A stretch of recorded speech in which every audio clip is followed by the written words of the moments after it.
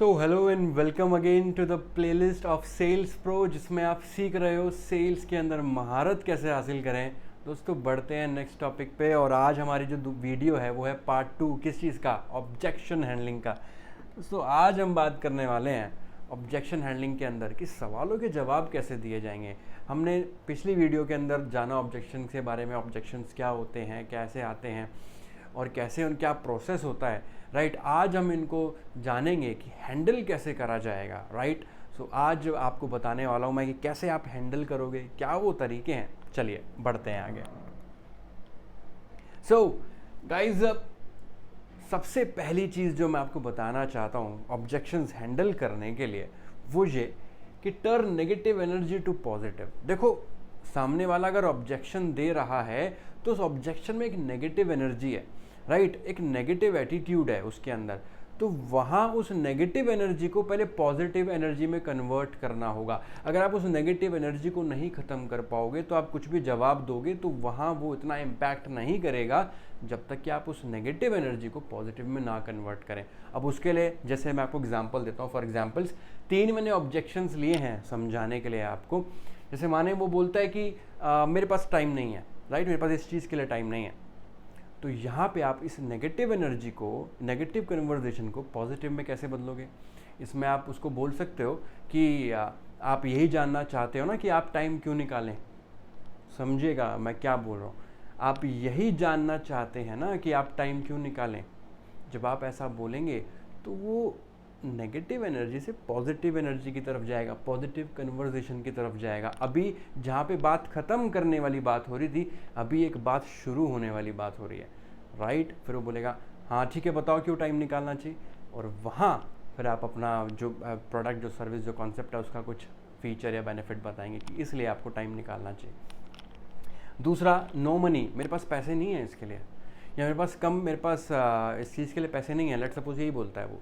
तो यहाँ आप क्या बोलेंगे, आप बोलेंगे कि आप यही जानना चाहते हैं ना कि बहुत कम पैसों में ज़्यादा पैसे कैसे बनाए जा सकते हैं, इस तरीके से। राइट, या आप यही जानना चाहते हैं ना कि बहुत कम पैसों में आप इस चीज़ का कैसे फ़ायदा उठा सकते हैं, ये बात।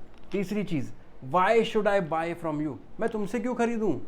राइट, तो यहाँ पे आप क्या बोल सकते हो, आप यही जानना चाहते हो ना कि मुझसे खरीदने में क्या फ़ायदे हैं।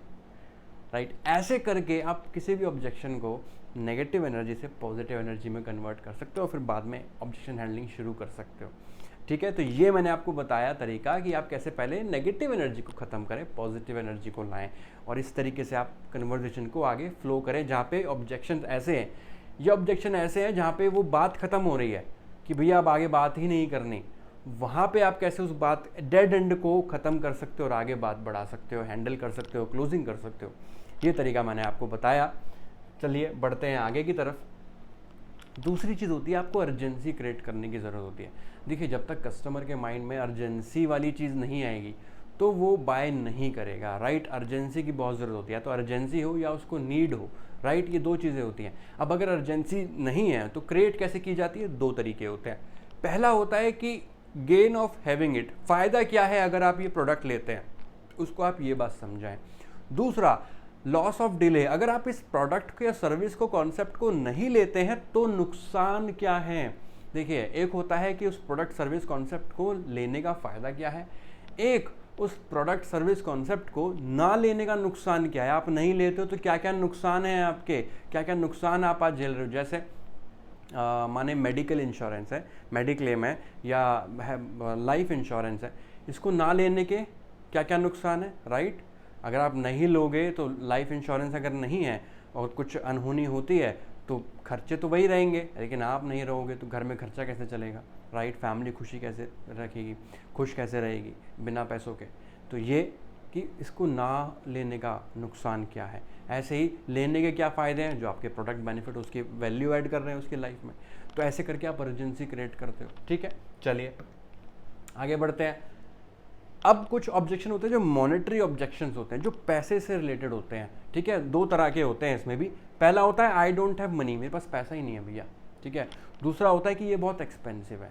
मैक्सिमम ये मॉनेटरी ऑब्जेक्शंस में ये 2 मुख्य रूप से ऑब्जेक्शंस होते हैं। पहला कि पैसे नहीं है और दूसरा कि भाई बहुत महंगा है, खरीद भी लें, चलो सोचे भी तो आपका तो बहुत महंगा है प्रोडक्ट या सर्विस। इन दो में क्या आपको करना है मैं आपको बताने वाला हूँ, बहुत ही शानदार तरीके से जवाब है। देखिए सबसे पहले अगर आता है मेरे पास पैसे नहीं हैं, तो यहाँ पे आपको एक चीज़ समझने की ज़रूरत है दोस्तों, एक डिफरेंस समझने की ज़रूरत है कि ऑब्जेक्शन और कंडीशन में फ़र्क होता है। ये मेरे पास पैसे नहीं हैं, ये ऑब्जेक्शन भी हो सकता है और ये कंडीशन भी हो सकता है। फॉर एग्ज़ाम्पल आप देखें किसी सेलर को जो एक बहुत ही लग्जरी गाड़ी लेके खड़ा हुआ है मॉल के अंदर, और माने वो गाड़ी 50 लाख 60 लाख की गाड़ी है, और वहाँ पे कोई मिडिल क्लास पर्सन बाईपास कर रहा है, वो वहाँ निकल रहा है वहाँ से, और उसके पास उतने पैसे नहीं हैं कि वो उस गाड़ी को ले सके, राइट। लेकिन जब वो सेलर उसको अप्रोच करता है तो वहाँ पे वो क्या बोलेगा, नहीं मेरे पास पैसे नहीं हैं। अब now it's a condition not a objection. वहाँ पे ऑब्जेक्शन हैंडल करने जाओगे तो भी कुछ फ़ायदा नहीं है, क्योंकि उस व्यक्ति के पास सचमुच वो पैसे नहीं है कि वो उस प्रोडक्ट को खरीद सके, राइट। सो वो राइट ऑडियंस ही नहीं है, वो राइट मार्केट ही नहीं है उस प्रोडक्ट सेगमेंट के लिए, राइट। तो समझने की ज़रूरत है कि वो ऑब्जेक्शन है या कंडीशन। अगर कंडीशन है तो फिर कंडीशन को बदला नहीं जा सकता, ऑब्जेक्शन है उसका जवाब दिया जा सकता है। क्या जवाब देंगे अगर ऑब्जेक्शन है, आगे बात करते हैं। इट्स टू एक्सपेंसिव, इसके ऊपर बात करूँगा कि बहुत महंगा है, चलो सोच भी ले लेने का, तो बहुत महंगा है जी, है ना। अब इसको कैसे टैकल करना है, क्या हैंडलिंग करनी है। देखिए सबसे पहले जब ये बात आती है कि ये बड़ा महंगा है, तो सबसे पहले आपने एग्री करना है। जब भी कोई ऑब्जेक्शन आए तो एग्री कीजिए। मैंने क्या बोला, नेगेटिव एनर्जी को ख़त्म कीजिए, पॉजिटिव एनर्जी वहाँ फ्लो होनी चाहिए। तो वहाँ पे आप उससे पहले एग्री हों, ऐसा ना हो कि तलवार निकाल लें, अच्छा ऐसे कैसे कह दिया, राइट। तो वहाँ पे आपने क्या बोलना है कि जी बिल्कुल मैं एग्री करता हूँ आपकी बात से, लेकिन आपने ये जो उसको बताया कि ये एक्सपेंसिव है, ये महंगा है, तो आपने किसी प्रोडक्ट से कंपेयर किया होगा इसको कि ये किससे महंगा है। फॉर एग्जांपल जैसे माने एक पेन आता है जो 5 रुपये का आता है, एक पेन आता है जो 5,000 का आता है, राइट। अब वो जो 5,000 वाला पेन है, अगर आप उसको 5 रुपये से कंपेयर करेंगे तो ये तो कुछ कंपैरिजन ही हुआ, राइट। ये तो कोई कंपैरिजन हुआ ही नहीं, राइट। आप एक बहुत ही बेकार थर्ड क्लास शर्ट से जो 100-200 रुपये की मिल जाएगी, टी शर्ट से जो 100-200 रुपये की मिल जाएगी, उसको आप कंपेयर करें 1000 रुपये वाली टी शर्ट से, तो वो महंगी उसके मुकाबले कैसे हो सकती है। कंपेयर होता है सिमिलर प्रोडक्ट से, राइट, कि इसके प्रोडक्ट के अंदर ये खूबियाँ हैं और इस प्रोडक्ट के अंदर भी ये खूबियाँ हैं। अब ये तो 10 का है लेकिन ये 50 का है, वहाँ तो महंगा बताया जा सकता है। लेकिन जिस प्रोडक्ट में वो खूबी हो और उस प्रोडक्ट में वो खूबी है ही नहीं, जैसे माने एक फ़ोन है जिसमें कैमरा लगा हुआ है, एक फ़ोन है जिसमें कैमरा नहीं लगा हुआ है, तो ऑब्वियस सी बात है कैमरे वाला फ़ोन उससे ज़्यादा पैसों का होगा, राइट। तो आप ये नहीं बोल सकते कि नहीं कैमरे वाला फ़ोन इससे महंगा है, ऐसा नहीं हो सकता। तो सिमिलर प्रोडक्ट में कंपैरिजन होता है। तो आप उनसे पूछें कि वो बात ठीक है, लेकिन आपने कौन से प्रोडक्ट से कंपेयर किया इसको कि आपको लगा कि ये महंगा है, और वहाँ पे आप इस ऑब्जेक्शन को हैंडल कर पाएंगे बहुत खूबसूरती से। दूसरी चीज़, प्राइस वर्सेस कॉस्ट। देखो प्राइस और कॉस्ट में फ़र्क होता है। जैसे माने आपने अगर कोई सस्ती चीज़ ले ली, मैं आपको एग्जांपल देता हूँ टायर्स का, जो गाड़ी के टायर्स होते हैं, राइट, उसका एग्जांपल देता हूँ। लेट्स सपोज आपने चाइनीज़ टायर खरीद लिए, ठीक है, चारों टायर जो गाड़ी के आए, लेट्स सपोज वो 20,000 रुपये के आ गए, ठीक है, चाइनीज़ टायर। और वहीं पे आपने एक ब्रांडेड ब्रिजस्टोन, MRF, इनके टायर आपने खरीदे। वो जो अगर आप लेने जाते तो वो जहाँ वो 20,000 रुपये के चाइनीज़ टायर आ रहे थे, वहीं वो टायर शायद 50,000 रुपये के आएंगे, राइट। तो अब वहाँ पे आपने बचाने को तो 30,000 रुपये बचा लिए। प्राइस में तो जो प्राइस और कॉस्ट में है उसमें डिफरेंस कहाँ है, मैं आपको ये बताता हूँ। आपने बचाने को तो 20,000 रुपये बचा लिए, 30,000 रुपये बचा लिए एक्चुअली, लेकिन वो जो चाइनीज़ टायर है, जब आप हाईवे पे होंगे तो वो टायर फटेगा, उस टायर में पंचर हो सकता है, कोई गारंटी नहीं होती है, लो क्वालिटी प्रोडक्ट होता है। और जब वो टायर फटता है तो फैमिली परेशान होती है या कुछ अनहोनी हो सकती है। तो उस अनहोनी को और उस फैमिली की परेशानी को आप पैसों में कंपेयर नहीं कर सकते। उस टाइम पे आप ये याद नहीं करोगे, जब आपके टायर फट गया है और आपकी गाड़ी मिसबैलेंस होकर टकरा जाएगी, तो उस टाइम पे आपको ये याद नहीं आएगा कि मैंने 30,000 रुपये बचाए थे। उस टाइम पे आपको याद आएगा कि यार टायर अच्छा होता तो नहीं फटता ये, राइट। 30,000 का लालच नहीं करना चाहिए था। तो ये होता है प्राइस और कॉस्ट में फ़र्क, कि आप क्या प्राइस पे कर रहे हो उस पैसों के चक्कर में, राइट। जैसे अगर आप मेडिक्लेम नहीं लेते हैं, तो मेडिक्लेम अगर आप नहीं ले रहे हैं तो आप कुछ 4-5 हज़ार रुपये बचा रहे हो पूरे साल में, लेकिन वो 4-5 हज़ार रुपये बचा के आपको कितनी वो उसकी कीमत देनी पड़ सकती है बाद में। माने कुछ अगर अनहोनी होती है या आप बीमार पड़ जाते हैं, तो वहाँ पे वो जो 5,000 रुपये लगा के आप 5 लाख का बिल भर सकते थे, वहीं अब आप 5,000 रुपये ना दे के 5 लाख का बिल भरोगे हॉस्पिटल में। सो ये होता है प्राइस और कॉस्ट, राइट। तो वहाँ पे आपने बताना है कि एक्सपेंसिव नहीं है, सस्ते के चक्कर, वो वाली कहावत है ना कि सस्ता रोए बार बार, महंगा रोए एक बार, तो वो वाली बात है यहाँ पे आपको उनको समझानी है कि एक्सपेंसिव नहीं है। आप चेक करो कि आप बचा के क्या कर रहे हो, और अगर आप एक्स्ट्रा पैसा देते हो तो किस चीज़ का दे रहे हो। जो पीस ऑफ माइंड है वो मिलता है हमारे प्रोडक्ट से, हमारी सर्विस से, जो आप सस्ते प्रोडक्ट में नहीं ढूंढ सकते। ये चीज़ आप बोल सकते हैं। तीसरी चीज़, एक और पॉइंट आपको देता हूँ, yes I agree but 3 reasons. जब वो बोले कि ये बहुत एक्सपेंसिव है, तो आप बोले जी हाँ मैं एग्री करता हूँ आपकी बात से कि ये एक्सपेंसिव है, लेकिन इसके बावजूद बहुत सारे कस्टमर जो इस प्रोडक्ट और सर्विस के बारे में पूछते हैं हमसे, वो इसको बाय करते ही हैं, क्योंकि उसको बाय करने के 3 रीजंस हैं। क्या आप वो 3 रीज़न जानना चाहते हैं? And that's how you move to objection handling. आप यहाँ पे उसको बोल रहे हैं कि हाँ मैं एग्री कर रहा हूँ कि भैया ये महंगा है, और आपको पता है जितने भी लोग इस प्रोडक्ट सर्विस के बारे में पूछते हैं वो महंगा होने के बावजूद इसको खरीदना चाहते हैं, उसके पीछे 3 रीज़न है। वो बोलेगा अच्छा ऐसे क्या 3 रीज़न है, बताओ मुझे भी, और वहाँ पे आप उसकी क्वालिटी बताते हो प्रोडक्ट सर्विस की, और वहाँ क्लोजिंग होती है। ठीक है दोस्तों, तो इस तरीके से आप इस ऑब्जेक्शन को भी बहुत ही खूबसूरती से हैंडल कर सकते हैं। चलिए आगे बढ़ते हैं नेक्स्ट टॉपिक पे, और वो है confirm the objection. Confirm the objection यानी is this the only reason. जब सामने से ऑब्जेक्शन आ रहा है तो आप बोल सकते हैं क्या यही वो एक रीज़न है सर या मैम, यही वो रीज़न है जिसकी वजह से आप डिसीजन नहीं ले पा रहे हैं, राइट। क्या यही वो रीज़न है जिसकी वजह से, जैसे माने उसने बोला कि नहीं ये बहुत महंगा है, हम तो सस्ता वाला लेंगे, तो वहाँ पे आप क्या कर सकते हो, क्या यही वो रीज़न है मैम जिसकी वजह से आप डिसीजन नहीं ले पा रहे हो। क्या आप अब वहाँ पे आप क्या कर सकते हो, प्राइस और कॉस्ट वाला पॉइंट ऐड कर सकते हो, राइट। क्या यही वो रीज़न है जिसकी वजह से आप अपनी हेल्थ के साथ समझौता करना चाहते हैं कि ये 10 रुपये महंगा है, या आप 5,000 रुपये बचाना चाहते हैं अपनी सेहत के साथ समझौता करके, अपने 5 लाख रुपए को दाव पे रखना चाहते हैं, इस तरीके से। दूसरा, after the solution is there anything else which can stop you to take decision. Solution देने से पहले ये बात कंफर्म कर लो, सर जो आपने मेरे को ऑब्जेक्शन दिया, जो आप अभी बोल रहे हैं, मैं समझ पा रहा हूँ आपकी बात को, लेकिन इसका जवाब अगर मैं आपको दे दूँ, इसका सॉल्यूशन मैं आपको दे दूँ, तो क्या इसके अलावा कोई और भी ऐसी बात होगी जो आपको रोक सकती है डिसीजन लेने से। यहाँ पे अब आप कंफर्म करते हैं कि जो ऑब्जेक्शन है वो जो रियल है या कुछ और बात है जो उसको रोक रही है। इस तरीके से आप कंफर्म कर सकते हैं ऑब्जेक्शन को कि हैंडल क्या करना है एक्चुअली, राइट। चलिए नेक्स्ट पॉइंट पे आते हैं। ये बहुत खूबसूरत बात है। क्या बात है ये? बस इतनी सी बात, कोई भी ऑब्जेक्शन आए वहाँ पे आप सिर्फ ये बोल दें बस इतनी सी बात। इससे वो जो गर्म इंसान है ना वो ठंडा हो जाता है, नेगेटिव प्रोस्पेक्ट पॉजिटिव हो जाता है, सारा गुस्सा ख़त्म, सारी नेगेटिविटी ख़त्म, सारे ऑब्जेक्शन ख़त्म होते हैं बस इतनी सी बात बोल के। इसके बाद आप ऑब्जेक्शन की तरफ बढ़ें, उसको हैंडल करने की तरफ बढ़ें। बोल रहा है बहुत महंगा है, बस इतनी सी बात सर। उसके बाद फिर आप जो बाकी मैंने चीज़ें बताई उसको ऐड कर सकते हैं, बाकी जो पॉइंट्स बताए उनको ऐड कर सकते हैं। मेरे पास पैसे नहीं है, बस इतनी सी बात। मेरे पास टाइम नहीं है, बस इतनी सी बात।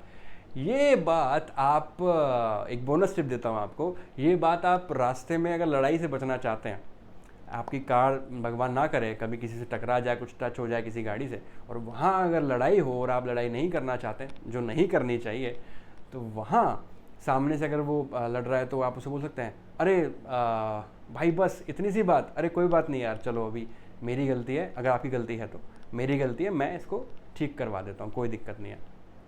बस इतनी सी बात बोल के बात ख़त्म हो जाती है, राइट। और यहाँ पे हम बस इतनी सी बात बोल के उसका ऑब्जेक्शन ख़त्म करते हैं, सामने वाले का गुस्सा ख़त्म करते हैं, सामने वाले की नेगेटिव एनर्जी ख़त्म करते हैं और पॉजिटिव रिस्पॉन्स की तरफ लेके जाते हैं। इससे क्या माइंड में जाता है कि वो जो ऑब्जेक्शन दे रहा है वो कोई बड़ा पॉइंट है ही नहीं, वो तो यूँ सॉल्व हो सकता है और वो प्रोडक्ट खरीदेगा, सर्विस खरीदेगा, ये उसकी माइंड में जाता है, राइट, कि जो वो ऑब्जेक्शन दे रहा है वो छोटी मोटी बात है, वो बड़ी बात है ही नहीं। ऐसे करके आप इस तरीके से उसके माइंड को कंट्रोल करते हैं नेगेटिव से पॉजिटिव में, राइट। सो आगे बढ़ते हैं। अभी ये स्पेशली एफिलिएट और नेटवर्क मार्केटिंग के लिए मैं अब आगे बताने वाला हूँ चीज़ें। इसके अंदर देखिए, एफिलिएट मार्केटिंग या नेटवर्क मार्केटिंग में जो डाउट्स आते हैं, ऑब्जेक्शंस आते हैं, उनके 3 रीज़न हैं, मुख्य रूप से 3 रीज़न होते हैं। सबसे पहला रीज़न होता है सेल्फ डाउट। जिस इंसान को आप प्रेजेंटेशन दे रहे हैं नेटवर्क मार्केटिंग या एफिलिएट मार्केटिंग में, उस इंसान को खुद पे डाउट होता है। उसको लगता है यार मैं कर पाऊंगा या नहीं, मेरे अंदर वो खास बात है या नहीं, पता नहीं, मुझे तो नहीं आता ये सब, मैं तो नहीं कर पाऊंगा, मैं तो नहीं बोल पाऊंगा, मैं तो ऐसी प्रोफाइल नहीं बना पाऊंगा, राइट, मैं तो इस तरीके से बात नहीं कर पाऊंगा, मुझे तो ये सब नहीं आता। सेल्फ डाउट कि मैं कर पाऊंगा या नहीं, पहली चीज़। दूसरी चीज़ कंपनी एंड अपॉर्चुनिटी डाउट। वो उसको डाउट होता है कंपनी पे कि कंपनी लीगल है, अपॉर्चुनिटी ठीक है, क्या ये लीगल है करना, क्या ये सही है, क्या ये जो बताया जा रहा है ये सही बताया जा रहा है, क्या ऐसे पैसे कमाए जा सकते हैं। इस डाउट को जब आप क्लियर करते हैं तो ऑब्जेक्शंस खत्म हो जाते हैं। तीसरा अपलाइन या स्पॉन्सर डाउट। जो स्पॉन्सर हैं, जहाँ आप खुद हैं जैसे माने, तो वो आप पे डाउट करता है कि भाई ये जो इंसान मुझे बता रहा है क्या ये उस लायक है कि मुझे हेल्प कर पाएगा, क्या ये मुझे बताएगा, ये मुझे गाइड करेगा, ये मुझे हैंड होल्ड करेगा जब मैं बिजनेस नहीं कर पा रहा हूँ, मुझे कुछ प्रॉब्लम आ रही होगी। तो यहाँ पे ये 3 जो डाउट्स होते हैं दोस्तों, इन 3 डाउट्स की वजह से ऑब्जेक्शंस आते हैं नेटवर्क मार्केटिंग या एफिलिएट मार्केटिंग में।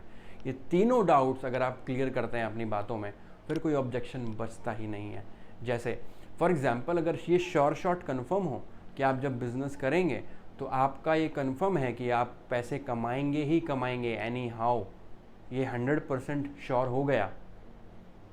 फॉर एग्जाम्पल, और भी अगर मैं आपको ईजी कर दूं, लेट से आप कोई लॉटरी की टिकट लेके आए। वैसे तो नेटवर्क मार्केटिंग या एफिलिएट मार्केटिंग लॉटरी की टिकट नहीं है, आप मेरी बात को उससे मत कंपेयर कीजिए, मैं एग्जांपल दे रहा हूँ। माने आप कोई लॉटरी की टिकट लेके आए, अब आपको ये पता हो कि ये लॉटरी की टिकट कन्फर्म है, 100% लगेगी ही लगेगी। तो क्या अगर वो लॉटरी की टिकट 10,000 रुपये की है, 20,000 रुपये की है, 1,00,000 रुपये की है और उससे 1 करोड़ रुपये आएंगे, अब आपके पापा मना करें, आपके रिश्तेदार मना करें, आपके पास लॉटरी खरीदने के पैसे नहीं हैं, क्या ये सारे बहाने सामने आएंगे? नहीं आएंगे, क्योंकि आपको पता है कि इससे पैसे आने ही हैं। बस यही विश्वास सामने वाले के माइंड में डालना होता है कि ये जो अपॉर्चुनिटी है ये बिल्कुल सही है, वो भी कर सकता है, और तीसरा आप भी उसको सिखाएंगे, आप उसको हेल्प करेंगे। ये 3 चीज़ें जब होती हैं तो सामने डिसीजन आ जाता है। ठीक है दोस्तों, अब हैंडल कैसे करना है उस पर भी आऊँगा मैं।